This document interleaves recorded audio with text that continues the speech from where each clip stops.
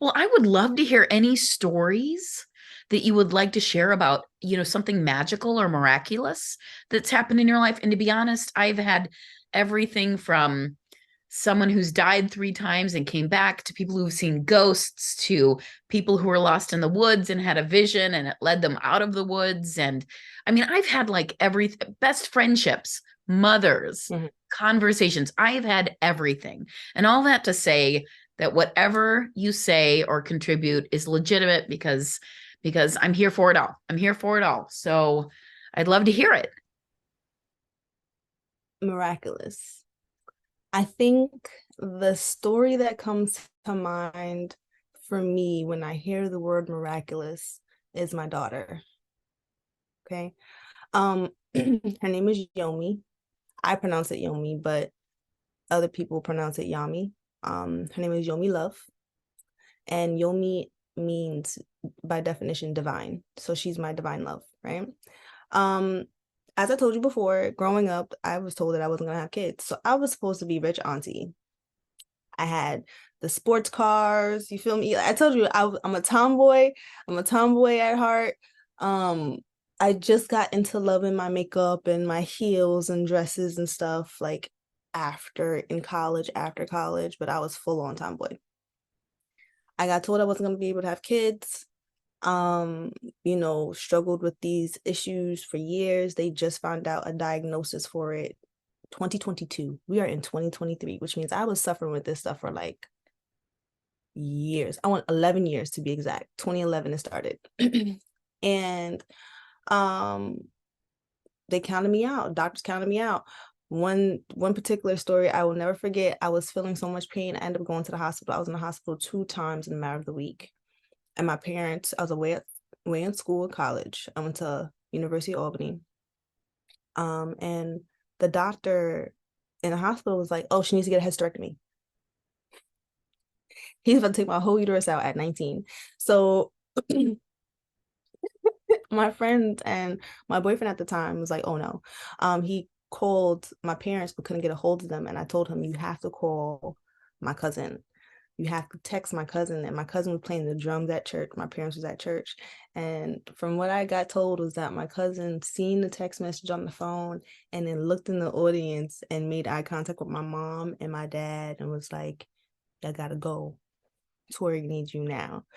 And if a 3 hour and 30-minute ride was covered in 2 hours to get up there, they got up there and they stopped this doctor from taking my uterus out. Um, but yeah, it led me to be able to have my uterus today to bring my daughter in this world. And I think how I express it is that, I was going through a rough patch. Me and her father at the time, we weren't together, we separated. And I changed my number. I went completely ghost. It was like I need a change. I was going through a huge transformation and a transition, and I felt it on a different level. And I was getting guidance, and I'm like, all right, change my number. If you know my number, you know me. If you're close friends I speak to on a daily basis, you'll know how to get in contact with me. January 1st, Happy New Year. Come January 2nd, new number. Seriously, I only gave my number to all of 15 people. I was like in hiding, and definitely just healing and doing a lot of prayers and meditation and just working on myself for at least 7 months. And then I decided to go back outside. And it's the summertime, everyone's out.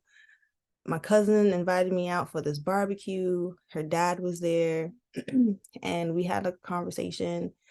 And how I tell mom, like, I make a joke, like I had too much fun in the sun, and then my son came to life, and I got pregnant. And during that process too, it was a high risk pregnancy. I was on bed rest since 3 months, and the doctors were shocked. Like, how is she pregnant? How is this happening? I had to go to 2 doctor's appointments every week. They was trying to take her out early. Yeah, it was a lot, but I tried to keep that pregnancy as peaceful as possible. No one knew I was pregnant. Only my handful of friends knew I was pregnant. Peaceful pregnancy. And I was working during that pregnancy too. So the books were coming out. I was publishing books. We had like shipments and stuff. So if I'm supposed to be on bed rest, my feet are up and I'm working in the bed, you know? And she was breech. I had a car accident the year before. No, I had a car accident 2 years before, but I had spinal surgery the year before. And that's what sparked me going into deep healing and everything. And that car accident, I couldn't bend, lift, or twist anything more than 5 pounds on my back. So I couldn't work. I started my business, the Sound of Business. Me and her dad separated after that, full cleanse. And then, it's time for birth, but they were saying I can't do a natural birth. So all my plans out the window of what I wanted. And a C-section was the only way. She was breech. She had a plan of her own. So I was put to sleep when she came. So I had a full-on surgery to get her here. I went to sleep pregnant, woke up and seen her in the incubator right next to me. And I was just like, okay, this is it. Like, I'm a mom now. Like, I was a mom before, but she was in my belly, but now she's out, like she's here. And it was shocking because it's like, you went to sleep one way and woke up another. That's truly like out of a book, truly out of a book. But yeah, she has been just the brightest light ever. She's one of my greatest teachers, and anything miraculous, that would be her. How she got here, her purpose here, everything. And I feel like she was definitely a gift from my grandfather who passed. He passed on her dad's birthday, which was July 12th.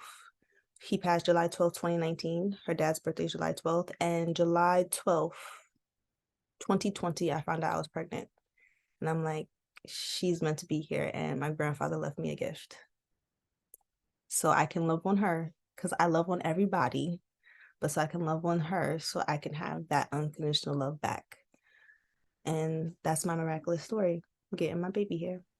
Mm. I love that because, there are certain souls, when I hear their stories or I hear how they came into the world or what they've achieved, I hear, oh man, like that soul was like ready and was thinking, nothing is going to stop me. Nothing. So No, she's she was been trying to come told, out. yeah, she's been told she can't get pregnant. That's doesn't matter. I'm coming. And that's it. Mhm. End of that story. So I am going to follow your daughter because I'm sure she's here to change the world.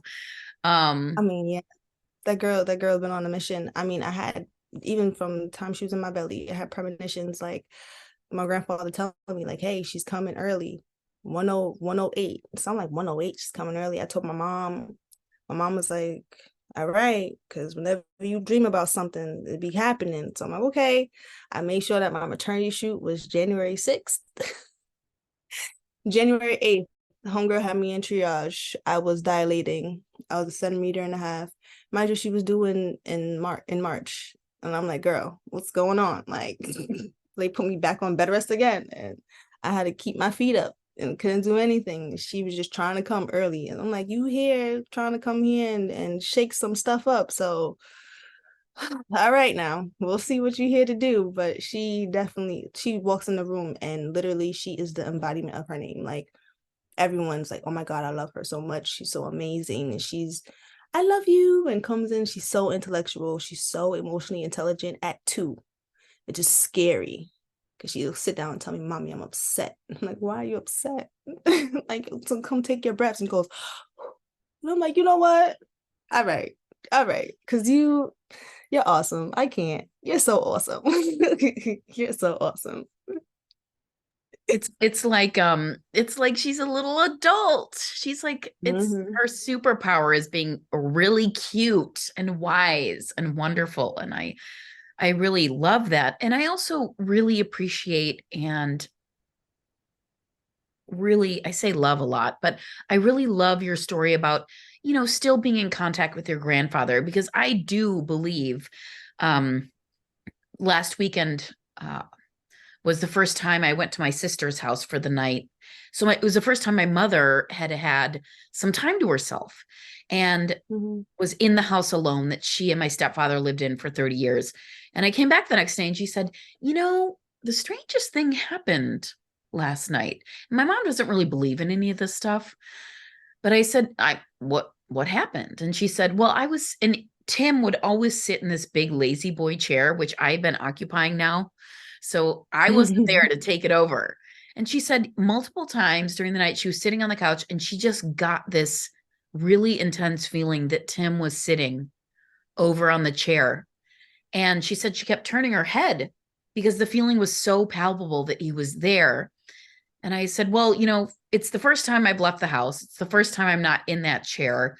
Of course he's coming to visit you. You're alone and he can have some quiet time with you. So I Mhm. do so believe in that so very much that our loved ones can come back and for a visit or to give advice or to tell what might happen in the future, whatever that looks like. And it warms my heart that this beloved grandfather still comes back and just loves you so much and is still in contact with Mhm. you. And I love that you're loved so much.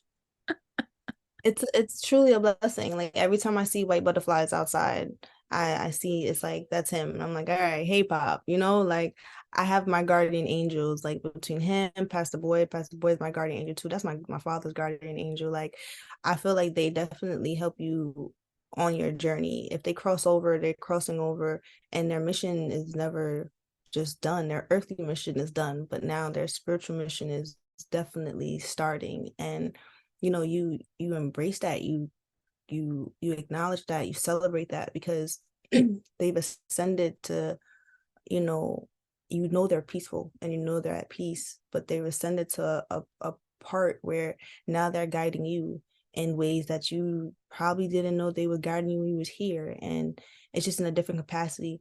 So I feel truly honored and blessed to be able to be like to feel that and still have that. And I mean, like, my ancestors are always around. Like, your ancestors are always here. They speak to you. Sometimes they come back in your kids, so you just gotta just be mindful and just be aware. And when you are, literally, it's like your mind, it just opens up to so many different things. So honor them. If you honor them as much as you can. Have conversation with them, talk to them. If you just play music that reminds you of them, dance with them, like, it's always a celebration of life, because they're celebrating you too and they're here with you on your journey. So yeah, definitely, definitely. I love that Mhm. that they're celebrating with you too, because I feel like more people should just in general be celebrated. Like just have a random day during the year where you grab a bunch of random people and you're like, hey, we're gonna have a party in this warehouse for you to celebrate you for what you bring into the world. And I really am so enchanted with the idea of having our ancestors celebrate us too. It gives me another reason to wake up in the world, honestly. So thank you for that. No, I mean, there's a lot of cultures that do it. It's just now you gotta make it your own culture, make it your own feel good, and they do it for a purpose, and the purpose is so powerful. So, hey, if you can find a way to infuse that and make it your own, why not?